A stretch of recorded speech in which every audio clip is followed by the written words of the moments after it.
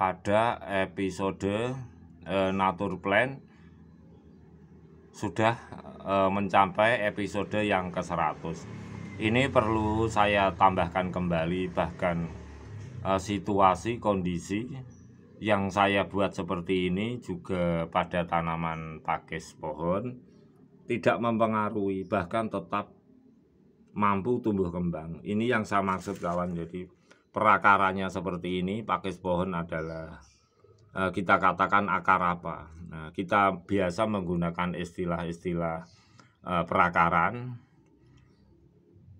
yang kita sebut sebagai akar serabut karena memang hanya menyerabut begitu saja. Jadi fungsinya akar ini dari umbi akar, karena tanaman ini pakis pohon adalah berumbi kawan. Jadi akarnya serabut menyerabut. Kebetulan ini di median batuan kapur putih, kita lihat pertumbuhan-tumbuhan lumut di sekitarnya juga penuh dengan air. Kita sengaja dengan media seperti ini antara tumbuhan lumut, air, juga batuan kapur putih. Nah, ini adalah pakis pohon yang berumbi. Jadi umbi akar pakis pohon akan seperti ini juga. Umbinya kita lihat juga mampu tumbuh kembang seperti ini. Bagian bawah bisa kita simak. Juga tumbuhan yang lain mungkin mampu tumbuh. Nah, kita ambil saja seperti ini, kita coba lah seperti ini. Kita coba ini bagian yang telah membusuk atau kering, kita juga tidak tahu. Kita geser tempatnya kawan, lah kita geser.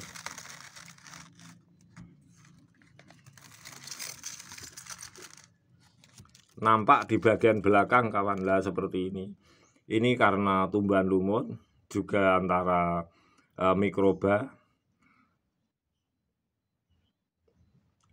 tanah juga tampak seperti ini. Tentu sangat berhubungan erat bahwa natrium klorida hebat yang terkandung memang dari hasil-hasil pembusukan, sehingga tanaman jenis umbi pakis pohon tetap bertahan hidup walaupun di atas median batuan kapur putih.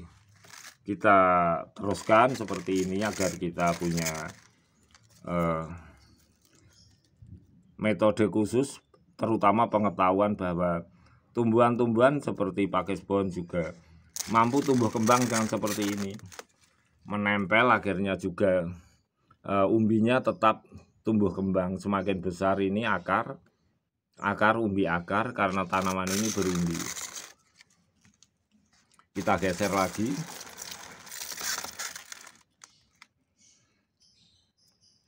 Lah kita geser lagi, lah ini tampak ciri khasnya kawan. Jadi ciri khas dari tumbuhan pakis pohon itu biasa hidup dimanapun, menempel di kayu, kulit kering, batuan kapur putih, atau di tanah-tanah yang banyak kompos-kompos alami, sehingga kompos-kompos bersama median yang lainnya mampu menumbuhkan menghasilkan rembesan atau natrium klorida hebat. Ini ciri khasnya pakis pohon.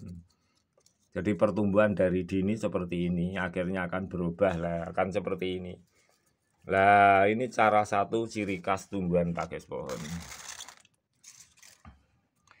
Nah, sekarang karena pertumbuhan lumut airnya kita ambil kawan, lah kita ambil, kita taruh seperti ini, lah kita taruh. Kita coba gunakan rawatan dengan memupuk tumbuhan lumut. Kita coba pertumbuhannya nanti. Tentu untuk episode saya yang sudah ke-100 Nature Plant,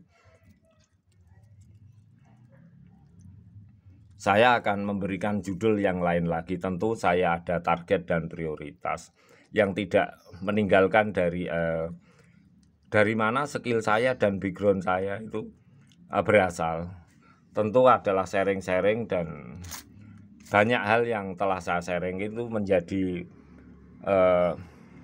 pembelajaran untuk saya, bahwa situasi kondisi itu banyak maknanya juga maksudnya, sehingga perlu adanya observasi setiap hari saya lakukan. Ini tujuan saya. Untuk sahabatku semuanya, barangkali ini sangat diperlukan, bahwa pengembang biakan tanaman jenis alami, jenis tanaman langka akan kita temui kembali. Tentu semua dari hasil kerja keras dari kita semuanya, terutama saya. Semoga sahabatku bisa melakukan lebih baik daripada saya.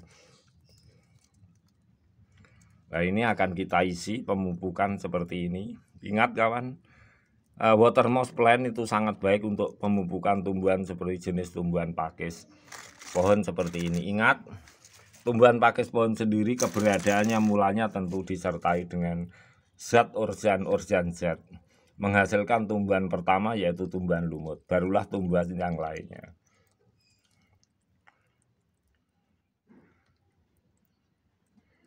Nah, ini kita pupuk, kita manfaatkan pupuk tumbuhan water mouse yang ada di sekitarnya.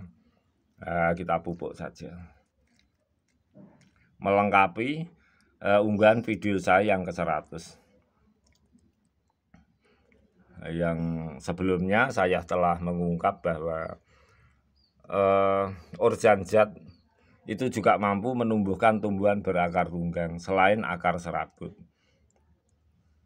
Bahkan akar-akar yang lain. Banyak tumbuh-tumbuhan yang berasal yang berbackground pada akar tunggang ternyata juga tidak ada biji, ternyata juga tidak ada lain-lain artinya untuk tumbuh kembang, tetapi kenapa selalu mampu tumbuh kembang?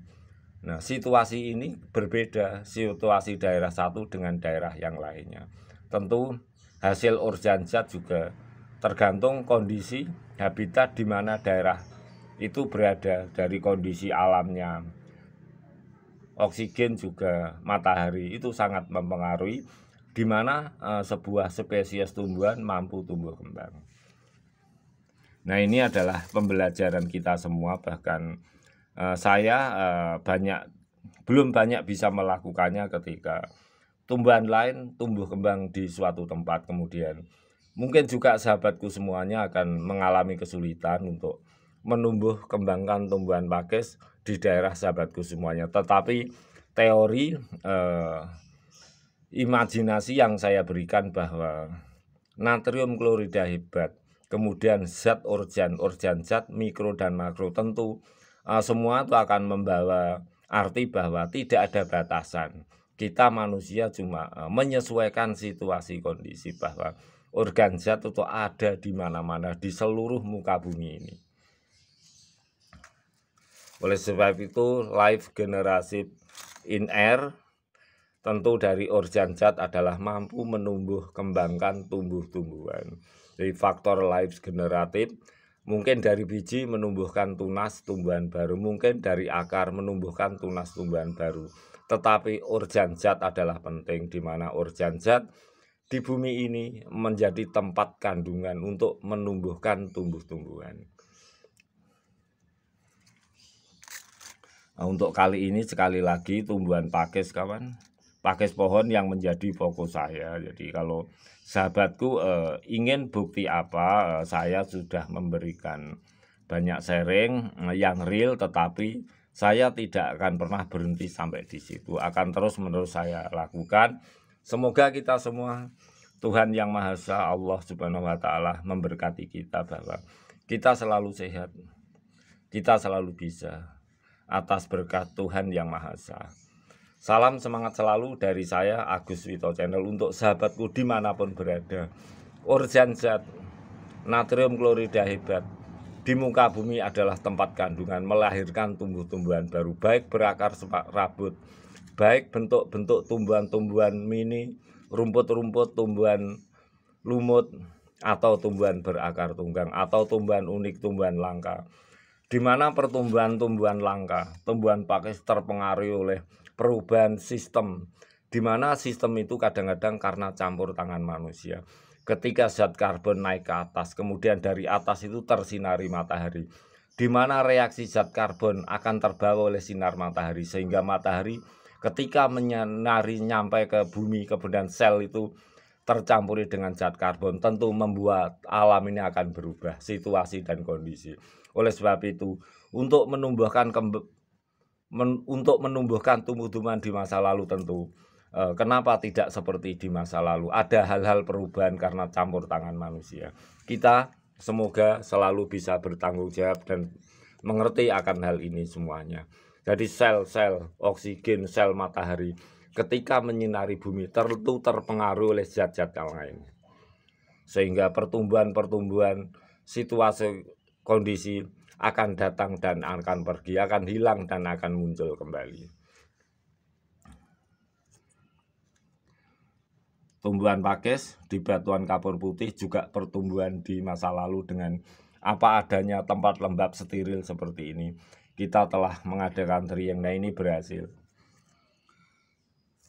Walaupun sesederhana ini, karena saya banyak keterbatasan dan kekurangan yang saya miliki, semoga sahabatku bisa melakukan yang lebih hebat, yang lebih besar daripada saya. Salam semangat selalu dari saya, Agus Wito Channel.